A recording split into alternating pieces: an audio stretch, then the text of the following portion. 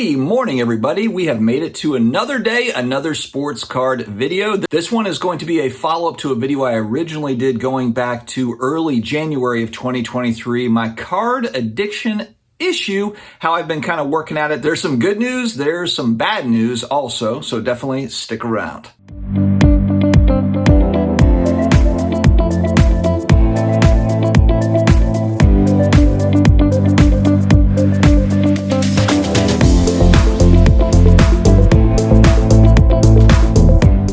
I'm officially 60 days out from when I made my original video, and it's kind of important to me to document this journey so that I can look back on it, figure out things I'm doing well, figure out things I'm not doing so well, so that I can continue to hopefully improve. And this is kind of a documentation for me as well as to share with you all. I got a lot of feedback from my prior videos that was like, hey, please keep this series of videos going, because there's a lot of us out here that are dealing with similar types of challenges, just trying to figure out budget and how it coincides with cards and collectibles. So building off of my last video, I think the one thing that changed universally is just communication with my wife as far as what I'm looking to get into. I run different things by her as far as different strategies or different cards that I like, and I get her opinion on it. She doesn't necessarily know cards, but she'll listen to the story and kind of assess. And she'll tell me, I think it's a good idea or not so much. She does for the most part trust me, and I'm pretty careful, especially nowadays given the economic climate and so forth. So definitely less spending overall, but we also have very defined family expenses over the next 2 to 3 months. So what I've done is I've mapped out every single dollar that's coming in. I have set expenses that I have to cover. And so I'm just moving that over into savings to then cover those expenses as they pop up here over the next 3 months. So as I'm looking at kind of income coming in, I've already got it allocated to where it's going to go. There also has been a certain budget for cards in there as well. So I know when I originally had made my first video, it was I'd really like to go cold turkey, not buy any cards. That part I haven't done well on. I am still buying cards, but I have used that kind of that set budget that we had set aside. But also what's really kind of saved me, channel partner, video sponsor, today's video sponsor, DC Sports 87 on the t-shirt. These guys have made it really easy for me to quickly sell on eBay without having to do all the legwork of packaging, shipping, doing all the stuff, going to the post office all the time.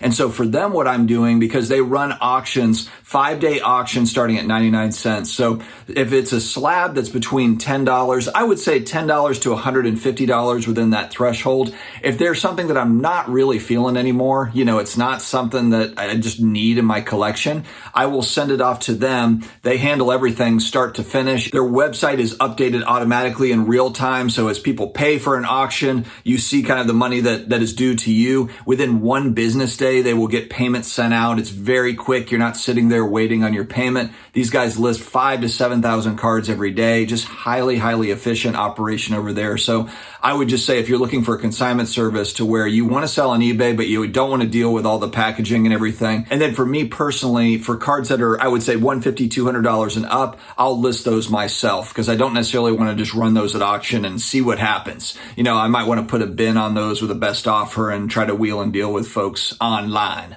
And so I've put really more of a focus this year on selling to fund kind of the hobby experience for me. And so not that I have loads of stuff that I really want to sell. I mean, over the last 12, 18 months, I've really been buying stuff that I like for a long-term style hold. And for the most part, I'm not getting rid of any of that stuff. I've spec'd on other things. So there might be cards that I've spec'd on that are smaller. And this is exactly this type of stuff that I'm selling. It might be a $10, $20 slab, a $50 slab, or it might be something that I have duplicates of. Going back 2 or 3 years, I might have bought something where I'm like, I love this card. So I bought 3 or 4 of them at $50 each, and it's like, do I need 3 or 4 of these? Probably not. And so moving out of certain things has been very helpful. And I find that I don't really miss it. It's like once it's gone, it's like, oh, that's not really a card that I really love that much. And for me, I think too, I'm different than other collectors in the sense that there's some just, they're player collectors. They collect Michael Jordan, or they're collecting Luka Doncic, or they're collecting the Boston Celtics, or, the New England Patriots. They have got very defined kind of collecting habits. For me, I'm really all over the place. I'm collecting sports cards. I'm collecting Stranger Things cards, Marvel cards, some Marvel cards. I've got graded video games, graded action figures, graded comic books. I love all that stuff. You guys know this is an 80s, 90s nostalgia channel. One shall stand, one shall fall. That really focuses around collectibles.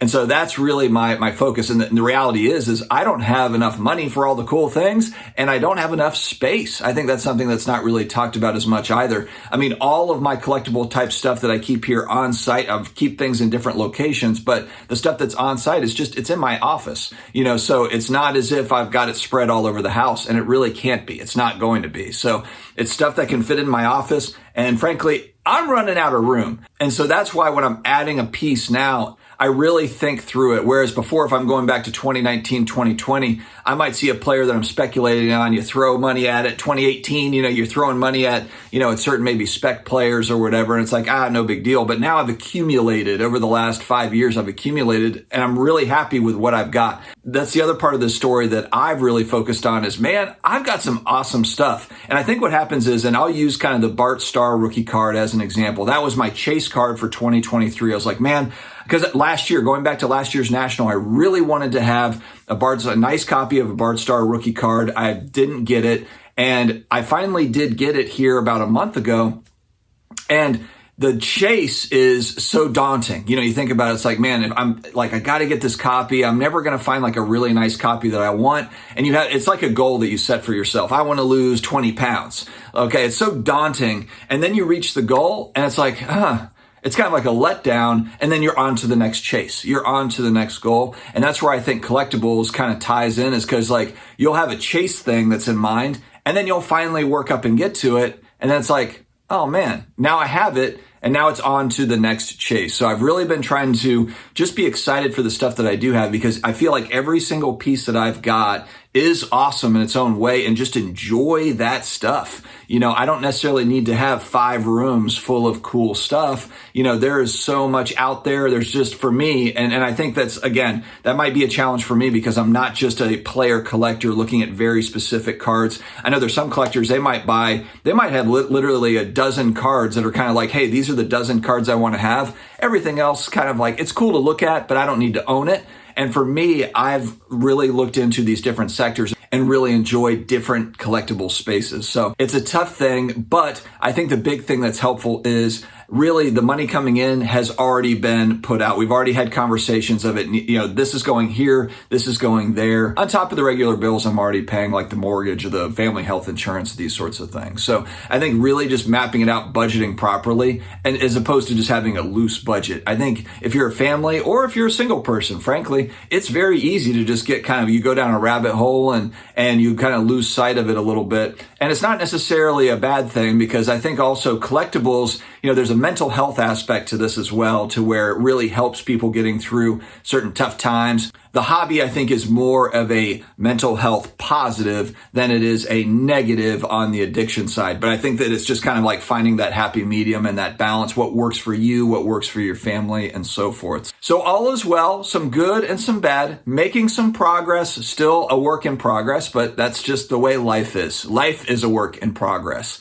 All right, guys, let me know if you've had any challenges or you've got some wins on this. Maybe you kind of like, hey, I got this wrapped up to where, me and my spouse are on the same page, or, maybe I don't have a spouse, but I had a personal challenge and I'm going to stick to this budget, and you did it. I'd like to hear those stories in the comments below. Don't forget to check out DC Sports 87. If you are looking for a consignment place to, hey, I don't want to necessarily sell off all this stuff, they will take care of it for you. Good, solid people over there. Stay healthy, stay awesome, and I will talk to you again later.